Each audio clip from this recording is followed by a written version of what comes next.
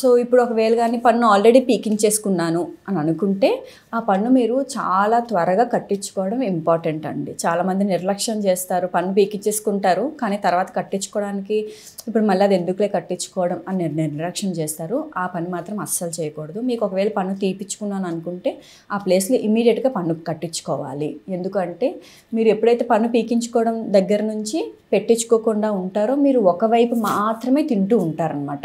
ఎటువైపు అయితే పన్ను పీకారో అటువైపు తినడం కంప్లీట్గా మానేస్తారు. దానివల్ల ఏమవుతుందంటే మీకు సింగిల్ సైడెడ్ హెడ్ఏక్స్ అంటే ఏముంది, ఒకవైపే ఎక్కువగా నవ్వులుతారు, ఇంకోవైపు నవలరు. సో దానివల్ల సింగిల్ సైడెడ్ హెడ్ఏక్స్ అనేవి చాలా కామన్గా వచ్చే కంప్లైంట్ అనమాట. సో అవే అవాయిడ్ చేయడానికి మీరు బెస్ట్ ట్రీట్మెంట్ ఏంటంటే మీ పన్ను కట్టించుకోవడం. ఇప్పుడు ఈ పన్ను కట్టించుకునే దాంట్లో చాలా విధానాలు ఉన్నాయి. ఒకటి, ముందు పన్నుని వెనక పన్నుని కూడా అరగదీసి బ్రిడ్జ్ అంటాం అనమాట. దీన్ని బ్రిడ్జ్ లాగా ఈ పన్నుని పెట్టుకోవడం, అది చాలా ఎప్పటి నుంచో వస్తున్న పద్ధతి, సింపుల్ పద్ధతి.